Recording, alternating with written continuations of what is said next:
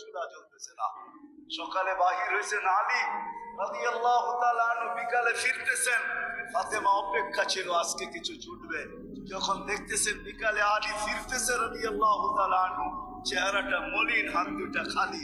ঘরের পাশে যখন চলে আসছেন, এখন আর পর্দা নষ্ট হবে না, আওয়াজ দিলে।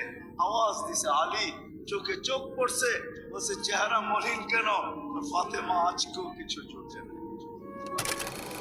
ভিতর থেকে আওয়াজ আসতেছে আলী ওয়াজাদনা শাকারনা লাম নাজিদ সাবারনা, পাবো তো শুকরিয়া আদায় করব, না পাবো তো সবর করব।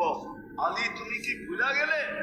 শুকুর আর সবর যে করে তার সাথে আল্লাহ, যাদের সাথে আল্লাহ থাকে তাদের চেহারা মলিন হওয়া শোভা পায় না। আলী তোমার চেহারা মলিন কেন? হাসবে তো দরজা খুলবো না রে।